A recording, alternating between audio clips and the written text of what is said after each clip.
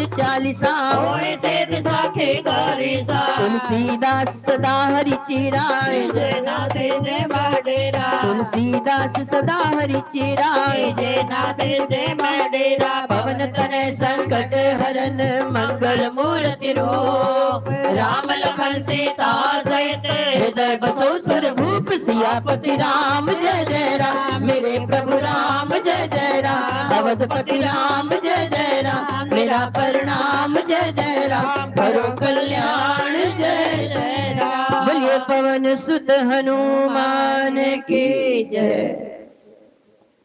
व्यासासन पे विराजमान महानुभाव का हमारे सत्संग में बहुत बहुत स्वागत है। आप अपना परिचय देके अपने उद्गार प्रकट करें। आपका हार्दिक स्वागत है। वर्मा जी से निवेदन है कि उनको पटका पहनाकर उनका स्वागत करें।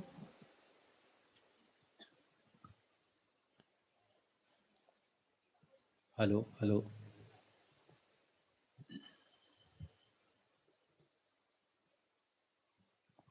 बोलिए श्री सियापति रामचंद्र भगवान की जय। श्री पवन सुत हनुमान जी महाराज की जय।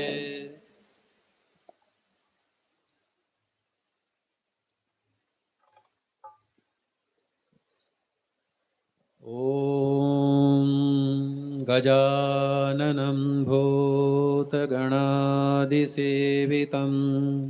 कपित्तजम्बोफलचारुभक्षणम् उमासुतं शोकविनाशकारकं नमामि विघ्नेश्वरपादपङ्कजम्। आदौ रामतपोवनादिगमनं हत्वा मृगकाञ्चनं वैदेहीहरणं जटायुमरणं सुग्रीवसम्भाषणं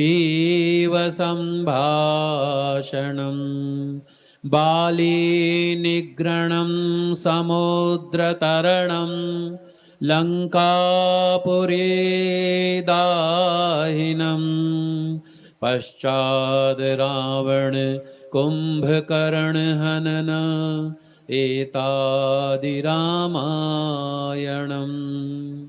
कृष्णाय वासुदेवाय हरये परमात्मने प्रणतक्लेशनाशाय गोविन्दाय नमो नमः। रामाय रामभद्राय रामचन्द्राय रघुनाथाय नाथाय सीताया पतये नमः। मनोजवं मारुततुल्यवेगं जितेन्द्रियं बुद्धिमतां वरिष्ठं वातात्मजं नरयूतमुख्यं श्रीरामदूतं शरणं प्रपद्ये। श्रीरामदूतं शरणं प्रपद्ये। गुरुर्ब्रह्मा गुरुर्विष्णु गुरुर्देवो महेश्वरः गुरुर्साक्षात् परब्रह्म तस्मै श्री गुरवे नमः। तस्मै श्री गुरवे नमः। ॐ ऐं ह्रीं क्लीं श्री वीणा पुस्तकधारिण्यै श्री महासरस्वती देव्यै नमः। जय श्री राम। मैं पंडित किशन शास्त्री श्री अयोध्या धाम से यहाँ पीतमपुरा में पिछले 30 सालों से यहीं पर निवास स्थान है पीतमपुरा में, और जन्म श्री अयोध्या धाम में हुआ है और कर्म भूमि मेरी यही पीतमपुरा रही है। तो मैं तो बार बार अपने अधिकतर सत्संग में, कथा में, प्रवचन में मैं ये कहता हूँ मेरी अयोध्या यही है, क्योंकि जहाँ पर आपकी कर्म भूमि होती है वो भी जो है जन्म भूमि से बड़ी मानी जाती है।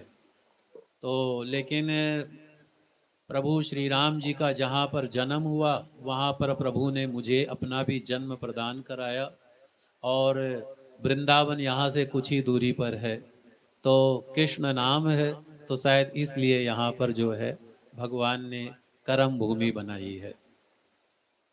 पिछले अभी मैं अपने ब्राह्मण भाई से मुझे ज्ञात हुआ, अभी आचार्य जी की श्री राम कथा हो रही थी, पंडित जी की, मैं आया था एक दिन कथा में, हमारे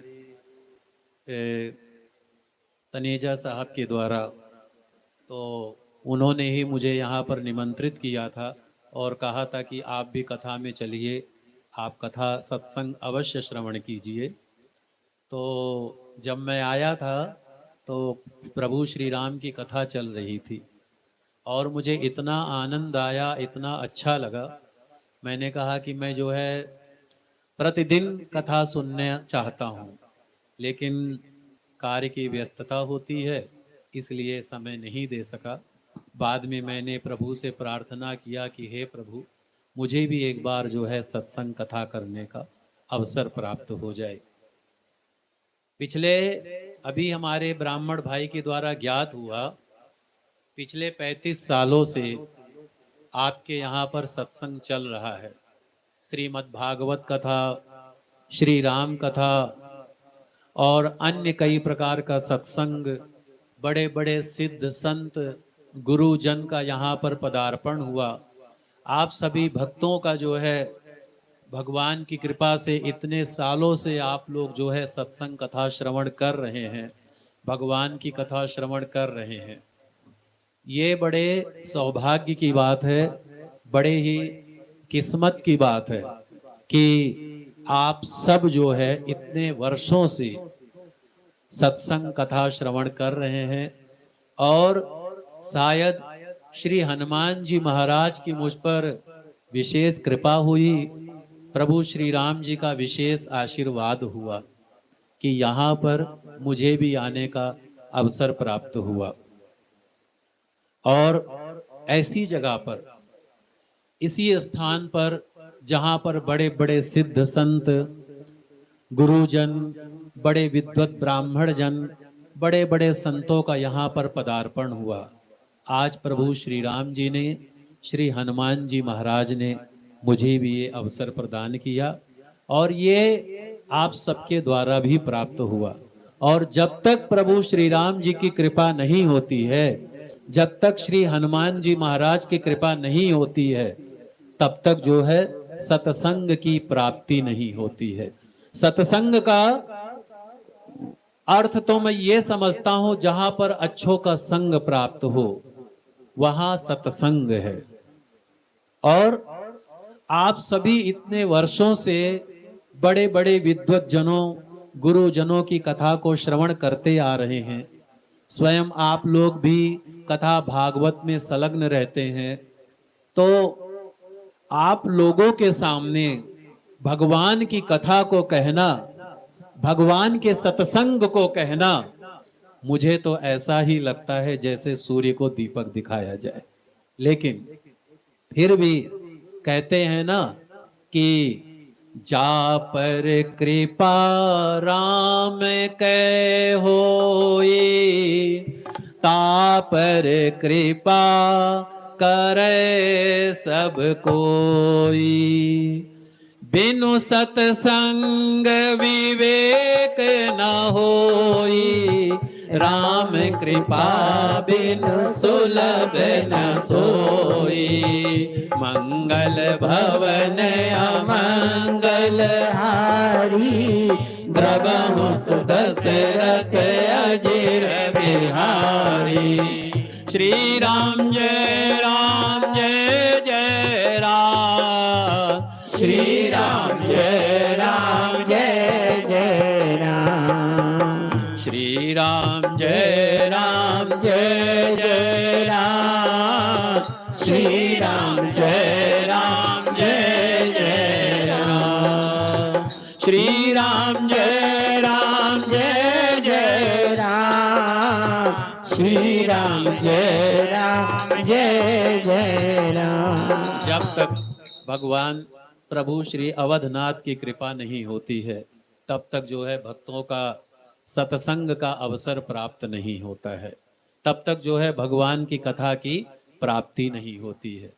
कहते हैं जहाँ पर जो पहुँचना चाहता है, जहाँ पर जो जाना चाहता है, जहाँ जिसकी मंजिल होती है, जहाँ जिसका लक्ष्य होता है, अगर उसको वो लक्ष्य की प्राप्ति हो जाए, अगर उसको उस मंजिल की प्राप्ति हो जाए, अगर उसको वो रास्ता मिल जाए, तो उससे बड़े सौभाग्य की कोई बात नहीं होती है। स्वयं मैं कथा सुनना भी मुझे बहुत आनंद आता है। मैं बड़े बड़े विद्वत जनों की कथा को श्रवण करता हूँ, मुझे बहुत आनंद आता है और मुझे कथा सुनाने में भी आनंद आता है। मैं भगवान से बार बार प्रार्थना करता हूँ, बार बार वर मागहो आरसी देव श्री रंग, पद सरोज अन पायनी, भक्ति सदा सत्संग।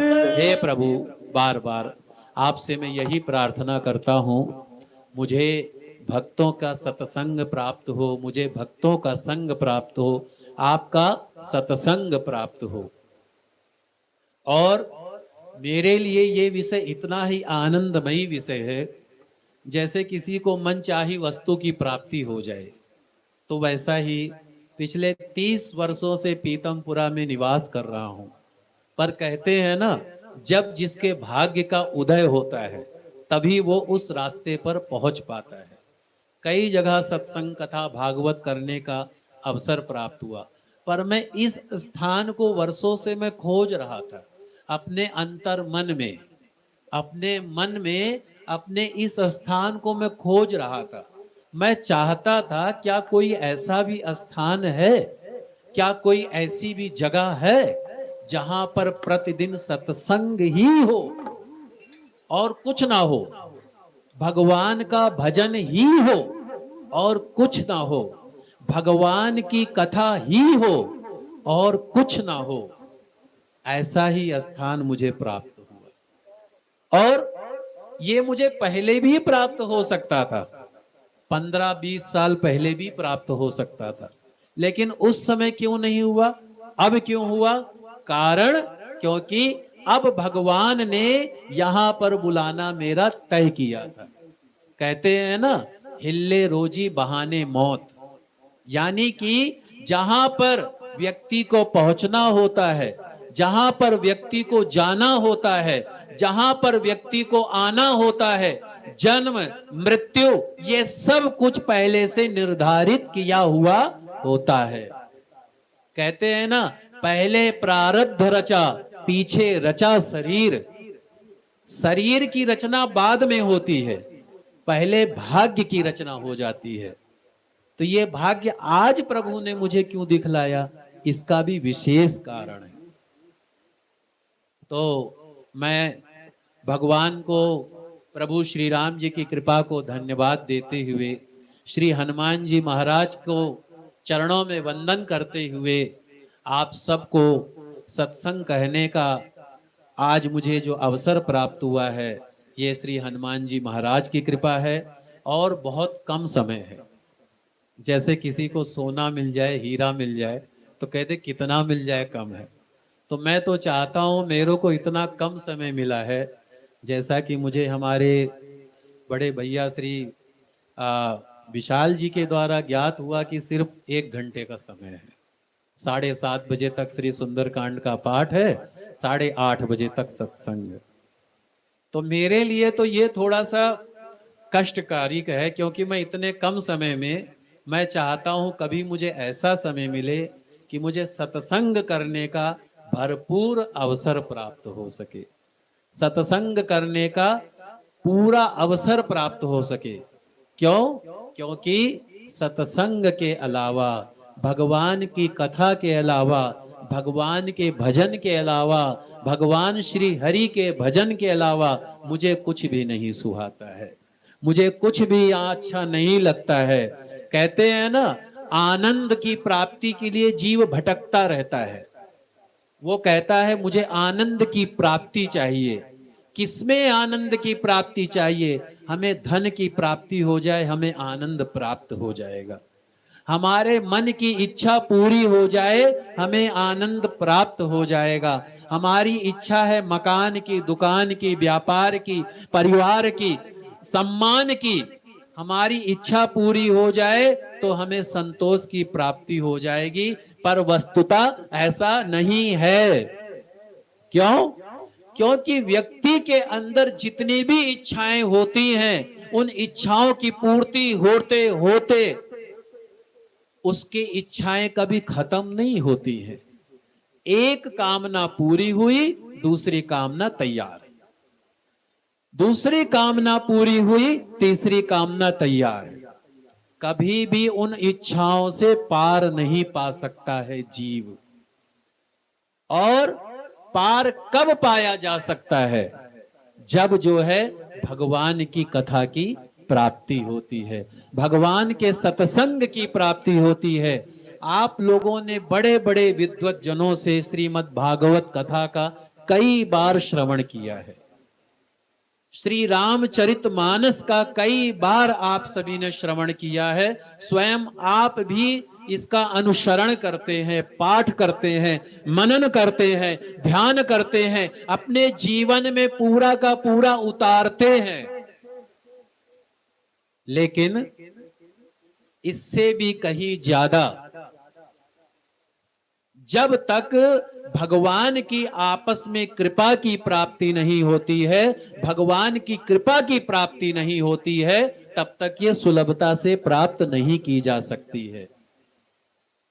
मैं तो आप लोगों के मध्य में दूसरी बार आया हूं, लेकिन मैं इतना अवश्य कहता हूं, अपने प्रभु श्री राम जी के चरणों का ध्यान करते हुए, श्री हनुमान जी महाराज के चरणों का ध्यान करते हुए, अपने गोविंद का ध्यान करते हुए, अपने गोपाल का ध्यान करते हुए, मैं आप सबको एक बात अवश्य कहना चाहूंगा, और आप सब उस बात को स्टाम्प पेपर पर लिख भी सकते हैं कि मेरी बात अक्षरशः बिल्कुल सत्य है, सत्य है, सत्य है। क्या है? आप सब संसार के सबसे भाग्यवान जीव हैं, सबसे भाग्यवान जीव हैं। आप सबसे भाग्यवान पूरे संसार में कोई भी नहीं है। क्यों? इसलिए क्योंकि आपको संतों का संग प्राप्त होता है, आपको विद्वत जनों का संग प्राप्त होता है, आपको सत्संग की प्राप्ति होती है, आपको संतों के संग की प्राप्ति होती है, आपको विद्वत जनों के संग की प्राप्ति होती है। और जहां पर सत्संग होता है, जहां पर कथा होती है, जहां पर भागवत होती है, जहां पर श्री रामचरितमानस की कथा होती है, जहां पर कोई सत्संग होता है, उस जगह, उस स्थान पर, उस जीव के जीवन में, उस व्यक्ति के जीवन में कभी भी कोई संकट आ ही नहीं सकता। कभी भी कोई संकट आ ही नहीं सकता है। क्यों नहीं आ सकता है? क्योंकि आपको सत्संग की प्राप्ति हो रही है। यही कारण है। कहा गया है कि हे प्रभु, मुझे नरक का वास दे देना मुझे मंजूर है, पर मुझे कुसंग की प्राप्ति कभी ना हो, कभी भी गलत संग की प्राप्ति कभी भी ना हो। और हमारे जीवन में सुख और दुख सिर्फ एक ही कारण से आता है, सिर्फ एक ही कारण से। वो क्या कारण है? वो कारण है न मम मम, अर्थात मेरा कुछ भी नहीं है, वहां पर आप सुखी हैं। और मम मेरा ही सब कुछ है, वहां पर आप दुखी है। तो सत्संग की कहने का अर्थ ये नहीं है कि आपके जीवन में कोई कष्ट है, क्लेश है, परेशानी है तो वो काट देगा। सत्संग का अर्थ ये नहीं है आपके जीवन में कोई बहुत बड़ी दुखद घटनाएं हैं वो खत्म हो जाएंगी, नहीं। सत्संग का सबसे पहला अर्थ ये है आपको जीवन जीने की कला भरपूर आती है। किस समय, किस स्थान पर, किस जगह आपको अपने बुद्धि का किस तरह से पालन करना है, ये जो है सत्संग सिखाता है, ये जो है कथा सिखाती है, ये जो है श्री रामचरित मानस सिखाता है, ये जो है श्रीमद् भागवत गीता सिखाती है, ये जो है श्रीमद् भागवत महापुराण सिखाती है। हमारे जीवन में सुख और दुख जो है सिर्फ बुद्धि के द्वारा है, और कुछ है ही नहीं सुख दुख, कुछ भी है ही नहीं सुख दुख। जब हमारी बुद्धि पवित्र होती है, जब हमारी बुद्धि निर्मल होती है, जब हमारी बुद्धि में प्रभु का वास होता है, सुख ही सुख होता है। और जब हमारी बुद्धि में मलिनता आती है, जब हमारी बुद्धि में अपवित्रता आती है, जब हमारी बुद्धि में कुलसिता आती है, जब हमारी बुद्धि जो है गलत कार्य की ओर उन्मुख होती है, तब जो है कष्ट की प्राप्ति होती है। तो कथा, सत्संग, भागवत आपको सिर्फ जीवन जीने की कला सिखाती है कि हमारे जीवन में जब बहुत बड़ा संकट आए तो हम उसका कैसे सामना करेंगे, उसको हम कैसे जो है उसको अपने जीवन में बुद्धि के द्वारा कैसे उसका हम डट कर मुकाबला करेंगे, उस दुख को भी सुख में कैसे बदल देंगे, ये जो है सत्संग सिखाता है।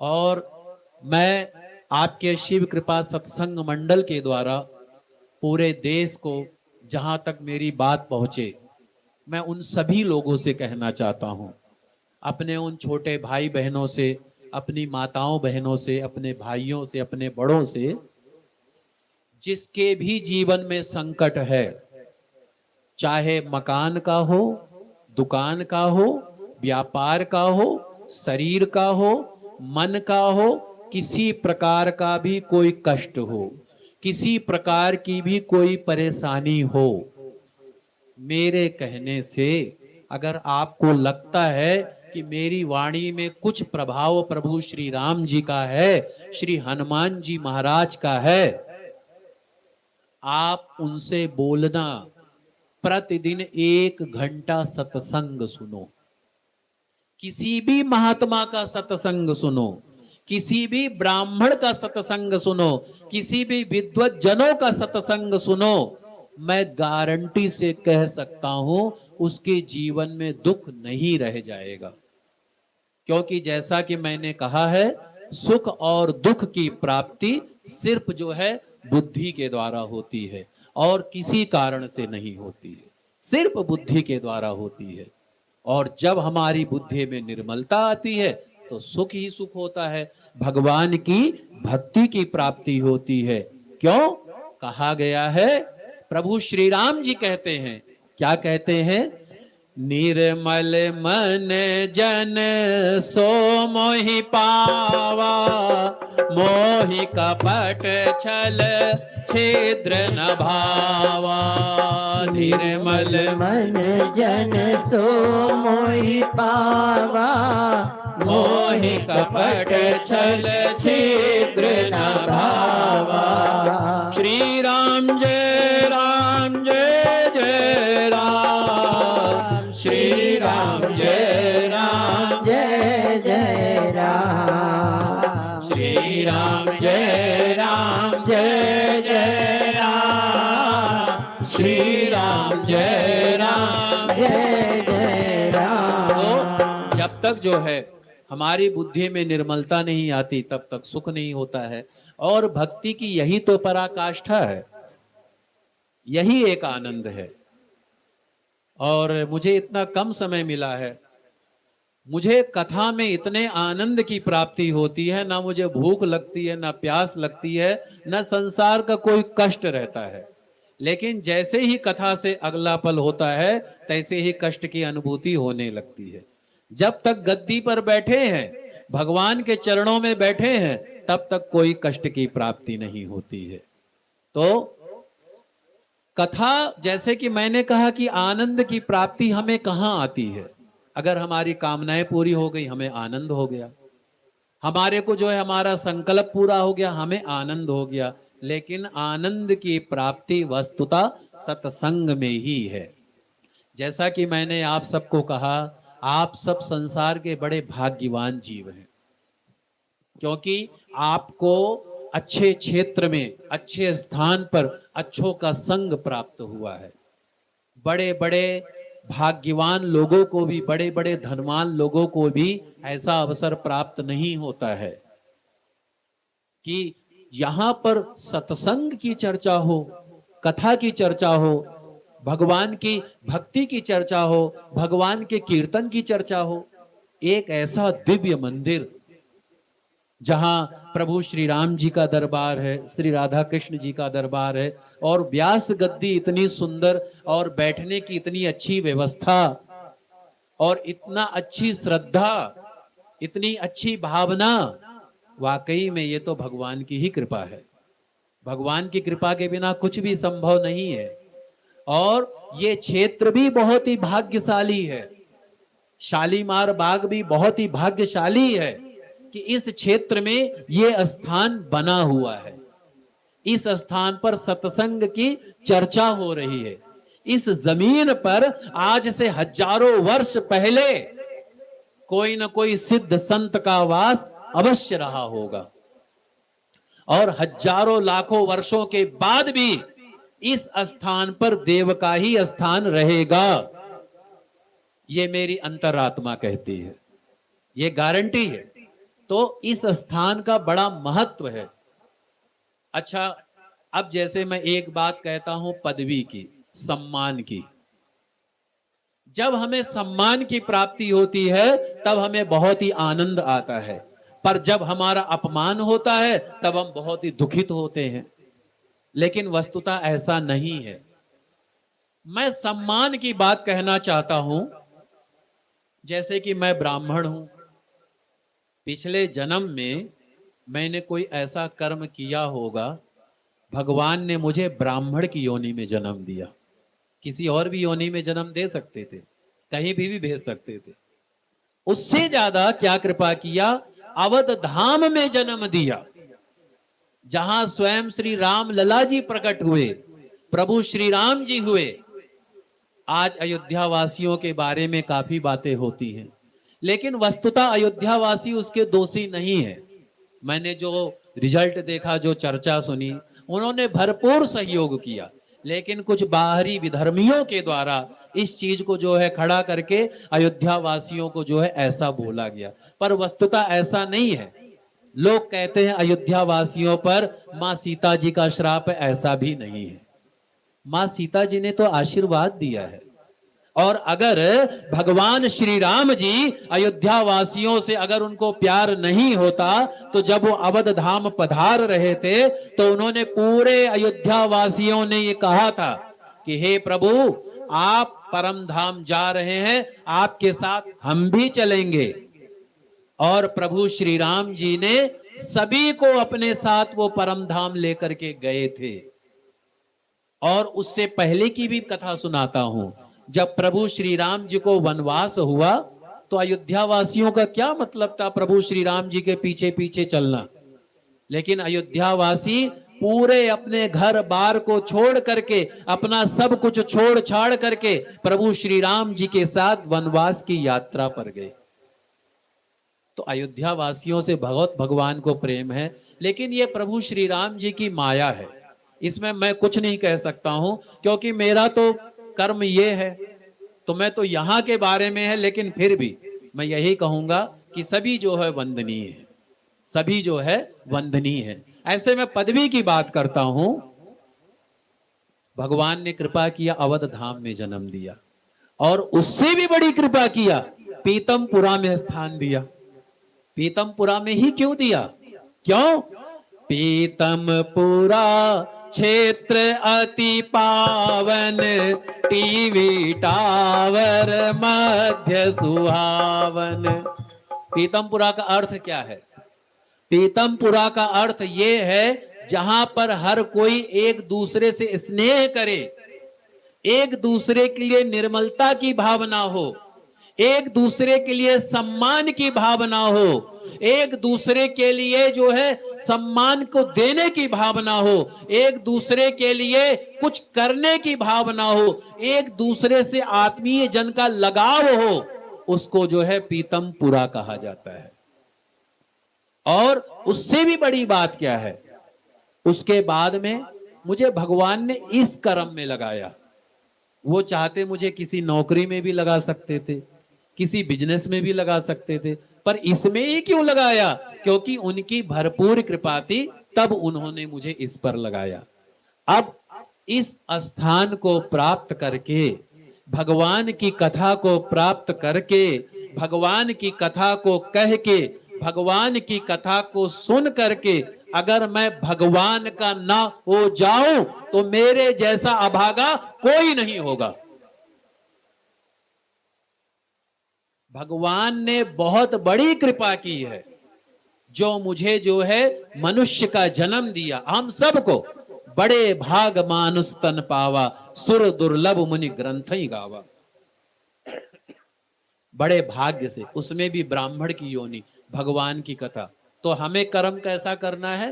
भगवान को समर्पण करते हुए, भगवान को धन्यवाद देते हुए हमें अपना कर्म करना है, ना कि किसी को नीचा दिखाने के लिए, किसी को बतलाने के लिए, किसी को दिखलाने के लिए कि देखो मैं कितना बड़ा पंडित हो गया हूं, कितना बड़ा ज्ञानी हो गया हूं, कितना बड़ा कथावाचक हो गया हूं।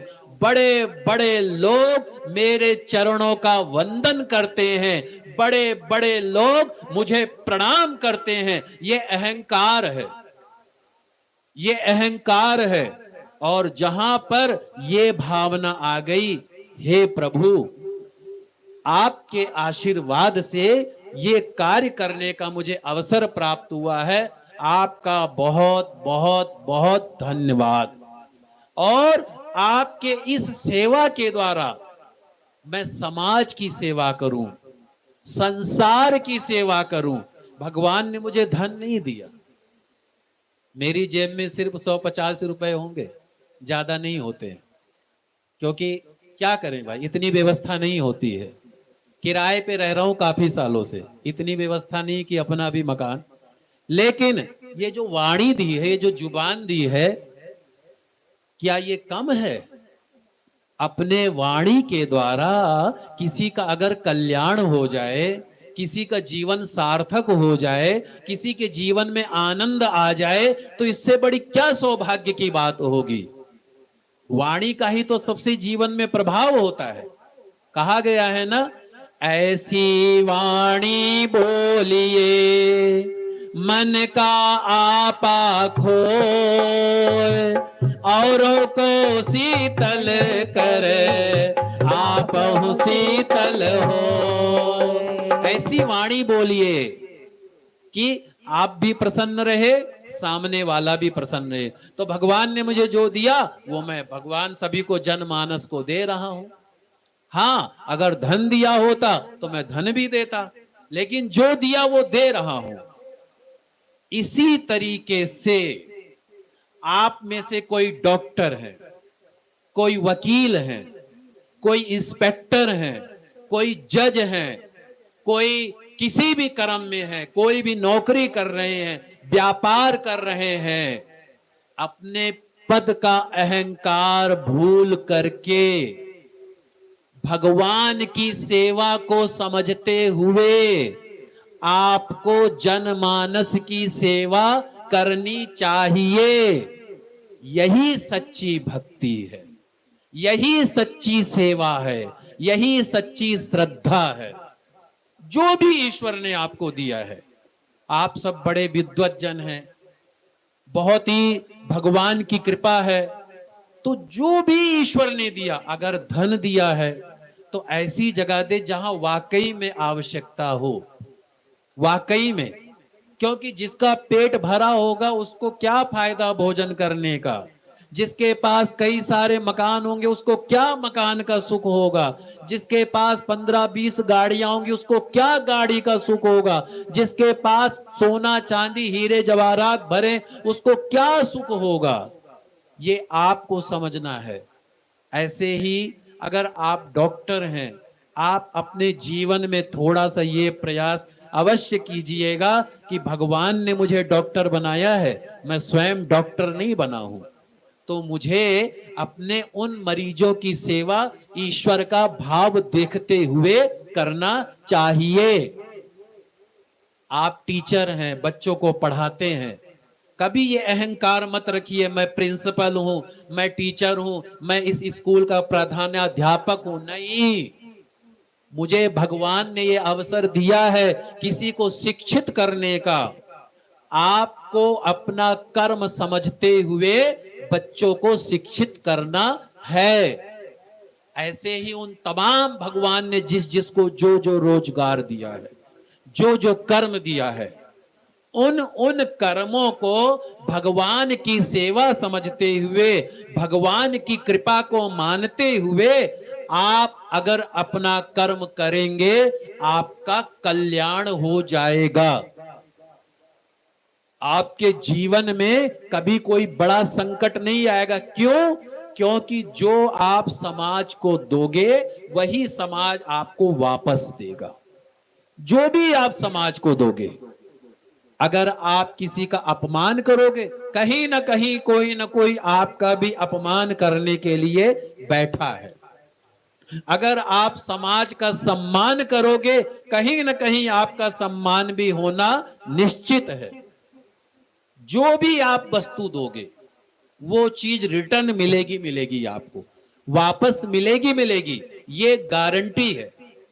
इसीलिए मैंने तो अपने जीवन में, जैसा कि मैं कहता हूं कि प्रभु आपका बहुत बहुत धन्यवाद है, और इस जन्म के बाद में ये जो प्रभु आपने मुझे मनुष्य की योनि दी है, मैं भगवान की कथा सुनता रहूं, सुनाता रहूं, और जब मेरा अंत समय आए तो जो भी भगवान ने मुझे दिया है, चाहे धन दिया है, चाहे नाम दिया है, चाहे शोहरत दिया है, चाहे सम्मान दिया है, उन सब को जिस जिसको जो जो आवश्यकता समर्पण करके प्रभु का ध्यान करते हुए अपने आप को भगवान के चरणों में निवेदित करते हुए अपने प्राणों को त्याग दूं। यही मेरे जीवन का लक्ष्य है, और मेरे जीवन का कोई लक्ष्य नहीं है।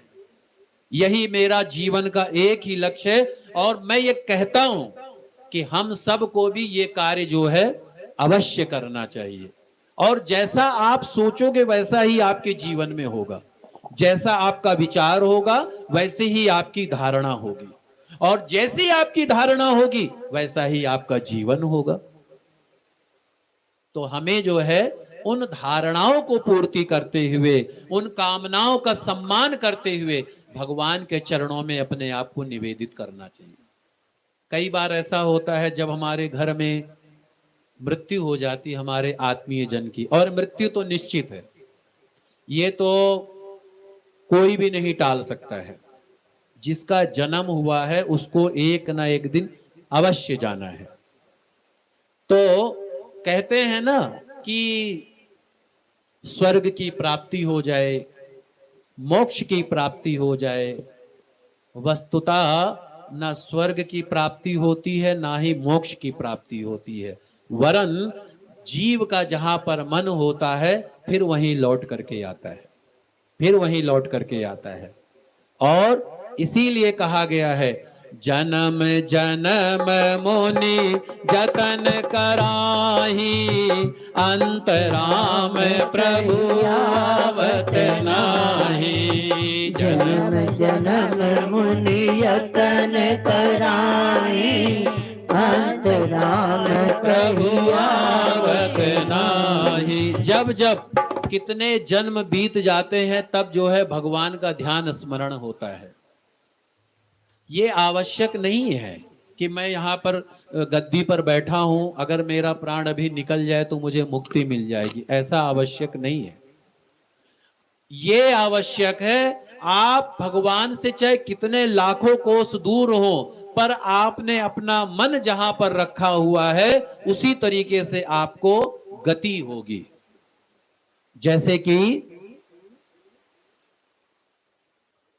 भगवान के नजदीक होकर के, भगवान की आराधना को करते हुए, भगवान की सेवा को करते हुए अगर मुक्ति की प्राप्ति नहीं होती है तो ये कहीं ना कहीं कोई ना कोई हमारे जीवन की भूल होती है।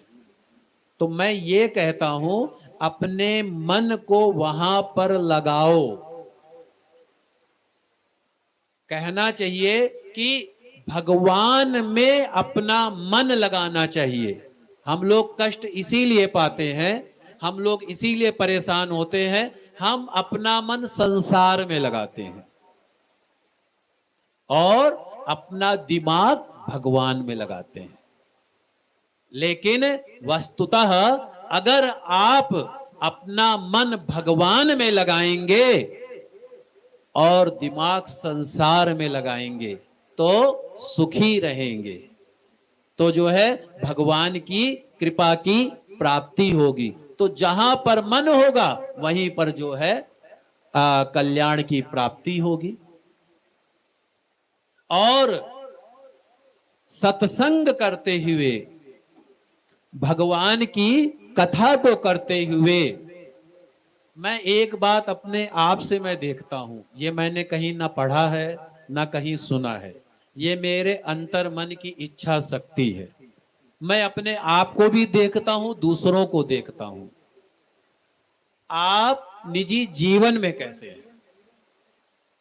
आपको कथा सुनते हुए 35 वर्ष हो गए, 40 वर्ष हो गए, 50 वर्ष हो गए, श्री सुंदर कांड का पाठ करते हुए, श्री रामचरितमानस का पाठ करते हुए, श्रीमद् भागवत गीता का पाठ करते हुए, चरितमानस का पाठ करते हुए, श्रीमद् भागवत महापुराण का पाठ करते हुए, पर वस्तुतः आपने सत्संग को, भजन को, भगवान की कथा को कितना परसेंटेज अपने जीवन में उतारा है? कितना परसेंटेज उतारा है? जब धार्मिक सभा होती है, जब हमारे बड़े होते हैं, हम सब लोग अच्छा दिखाने का स्वांग रचते हैं। हमसे मीठा तो शहद जैसा मीठा बोलने वाला कोई होगा ही नहीं।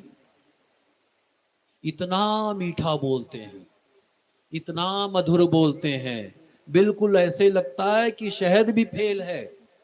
इतना अच्छा व्यवहार करते हैं, प्रणाम करते हैं, चरण वंदना करते हैं, ऐसे लगता हमसे बड़ा संस्कारी कोई है ही नहीं। लेकिन जैसे ही सत्संग सभा मंडप से बाहर कदम रखा, शुरू हो गए अपनी दुनियादारी में, शुरू हो गए अपने रंगों में, शुरू हो गए अपने संसार में। मैं ये नहीं कहता हूं आप 24 घंटा राम राम राम राम राम राम जाप करो। मैं ये नहीं कहता हूं आप 24 घंटा कृष्ण कृष्ण कृष्ण कृष्ण कृष्ण कृष्ण कृष्ण कृष्ण जाप करो। मैं नहीं कहता हूं आप 24 घंटा राधा कृष्ण राधे कृष्ण राधे कृष्ण राधे कृष्ण का जाप करो। मैं नहीं कहता हूं आप 24 घंटा सीताराम सीताराम सीताराम का जाप करो। मैं तो सिर्फ इतना कहता हूं आप अपने निजी जीवन में अपने व्यवहार को पवित्र रख लो, अपने कर्म को पवित्र रख लो। आपको माता पिता के साथ कैसा व्यवहार करना चाहिए, आपको अपने बच्चों के साथ कैसा व्यवहार करना चाहिए, आपको अपने पड़ोसियों के साथ कैसा व्यवहार करना चाहिए, आपको अपने रिश्तेदारों के साथ कैसा व्यवहार करना चाहिए, आपको अपने कर्मचारियों के साथ कैसा व्यवहार करना चाहिए, आपको अपने कार्य क्षेत्र में कैसा व्यवहार करना चाहिए, ये आप सीख जाओ, आपको सब कुछ आ जाएगा, सब कुछ आ जाएगा।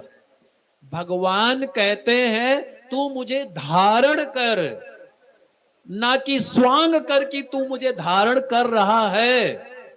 ये स्वांग करने की आवश्यकता नहीं है, तू मुझे सिर्फ धारण कर कि तू मुझे मन में धारण कर ले, इसी से मैं तेरा कल्याण कर दूंगा।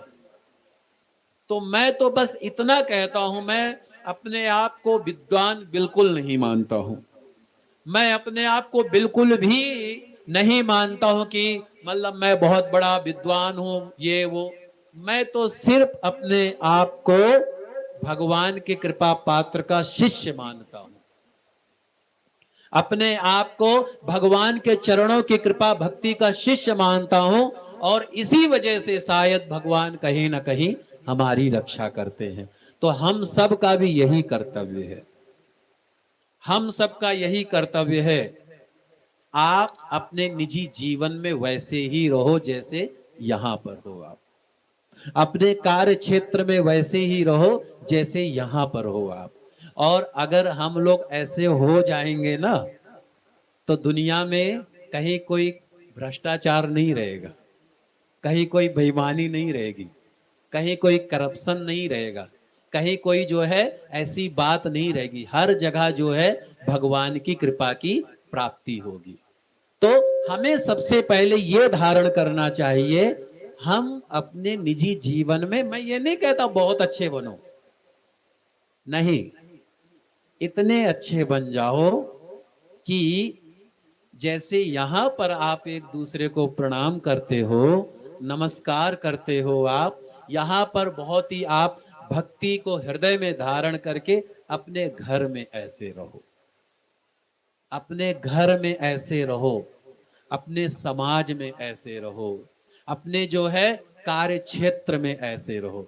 देखना, जिस दिन ये भावना आ जाएगी ना कि भगवान ने मुझे जो कुछ दिया है वो सब कुछ उसी की कृपा से ही प्राप्त हुआ है, और जब आप अपना कर्म करेंगे ना, आपको देखना कितनी सुखद अनुभूति होगी, कितना आनंद आएगा। कहा गया है ना, भगवान के सामने जाकर के हमें ये बात बार बार कहनी चाहिए, क्या?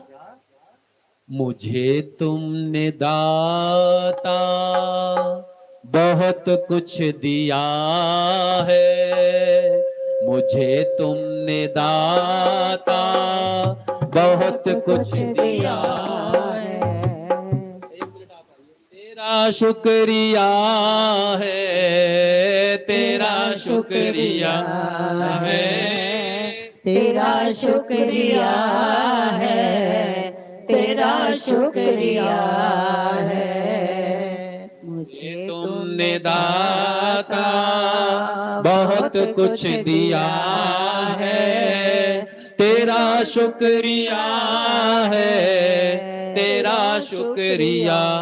जब ये भावना आती है ना, तो बहुत ही मन में संतोष की प्राप्ति होती है। मुझे जैसे कि 8:30 बजे तक का समय है, तो 8:30 तक कथा कह सकता हूँ ना, कोई जल्दी तो नहीं है। 8:30 बजे कथा का समापन कर दूंगा। अच्छा, अब मैं जो आनंद की बात कह रहा था वो बात अभी आ गई। क्यों आ गई?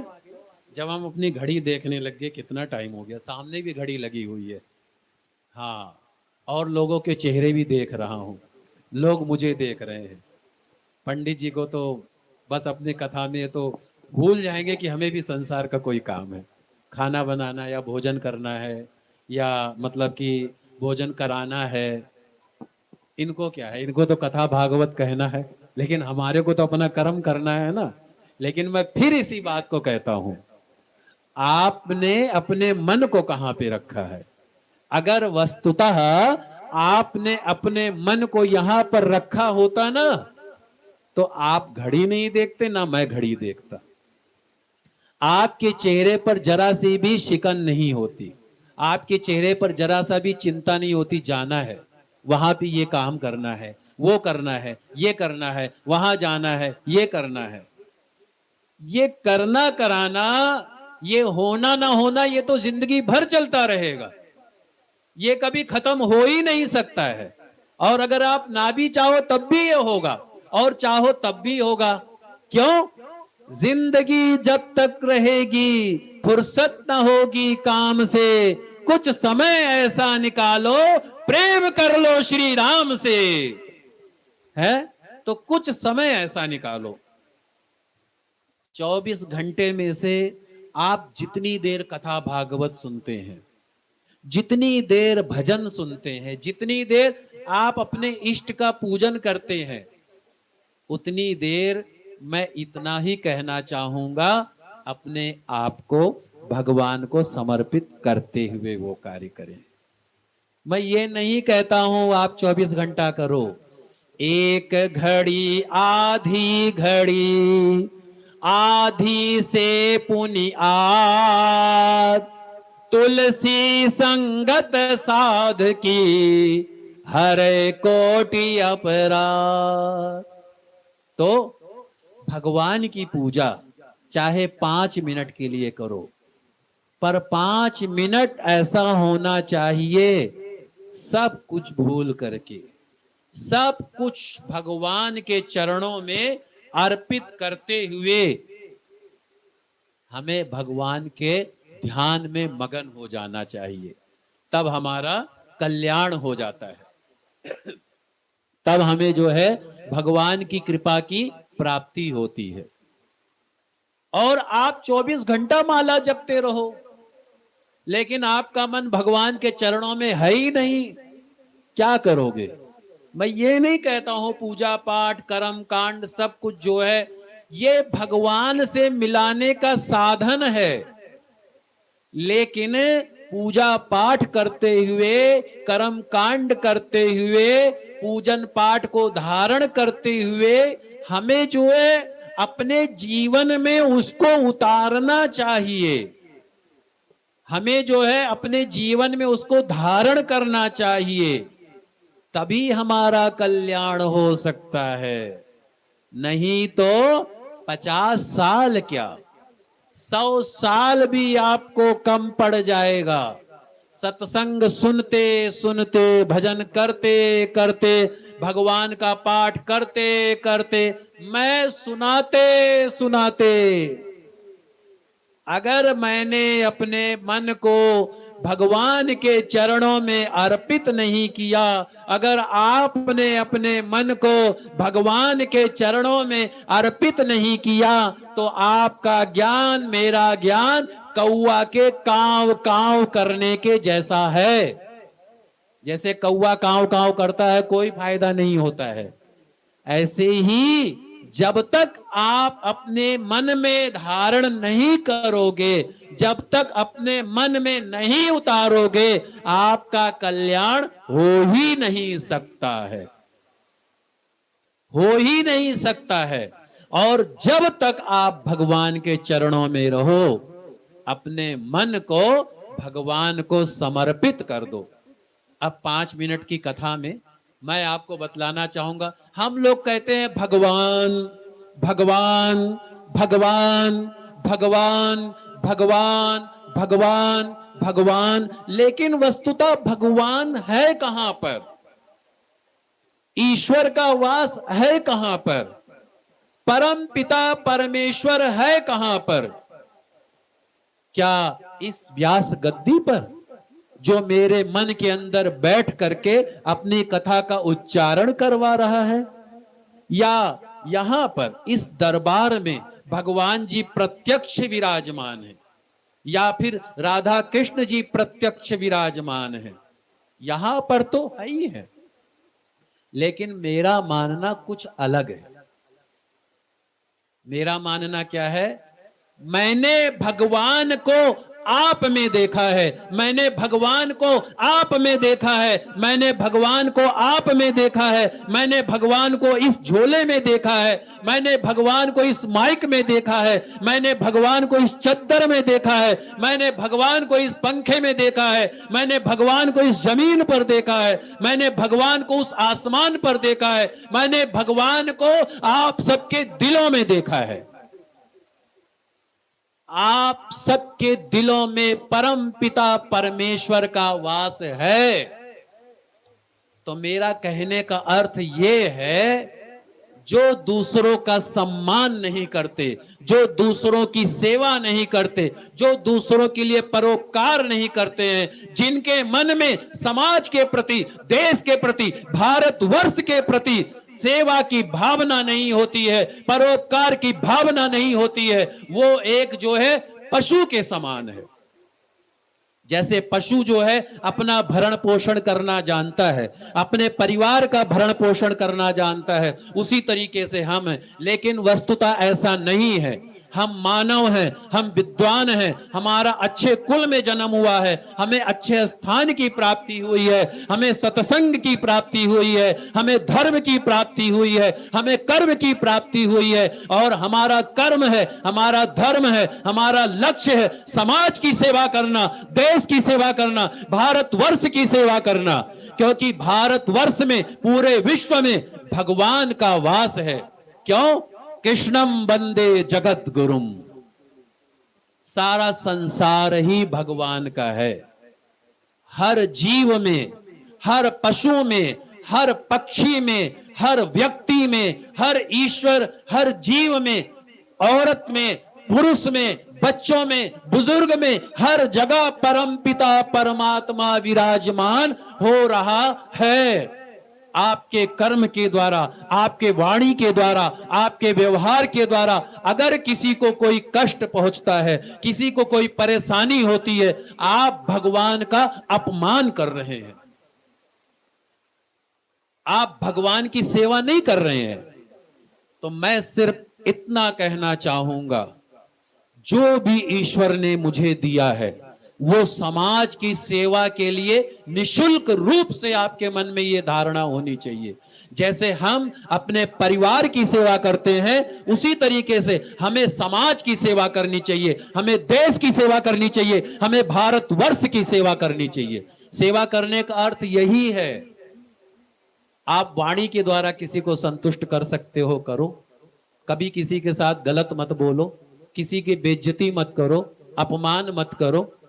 धन दिया है, धन के द्वारा जो है ऐसी सेवा करो जहां वाकई में आवश्यकता हो। शिक्षित बनाया है भगवान ने, ऐसी जगह शिक्षा प्रदान कर दो, आपके द्वारा कई शिक्षित हो जाएं। जो भी परमपिता परमात्मा ने आपको दिया है, जो कुछ भी दिया है, सेवा की भाव रखते हुए, सब में ईश्वर का भाव रखते हुए प्रभु की सेवा करनी चाहिए। और अपने निजी जीवन में भी ऐसा ही होना चाहिए, तभी हमारा जीवन कल्याण में हो सकता है। बोलिए श्री सद्गुरुदेव भगवान की जय, श्री लक्ष्मी नारायण भगवान की जय। आप सभी ने मुझे अवसर दिया सत्संग करने का, कथा कहने का, आप सभी को बहुत बहुत धन्यवाद।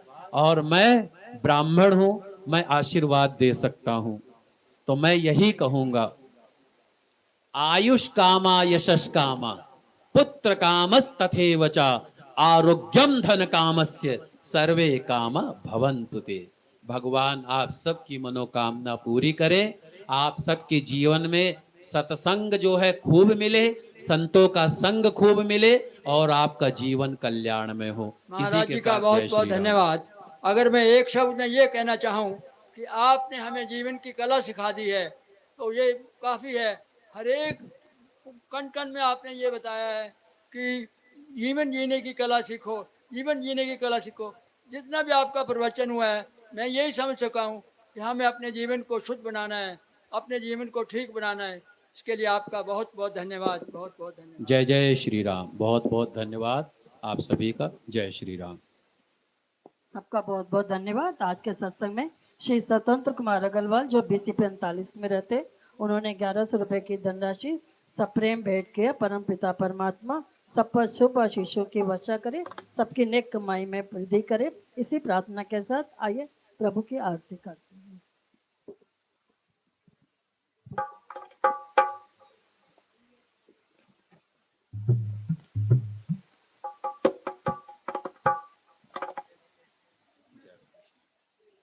श्री राम जय राम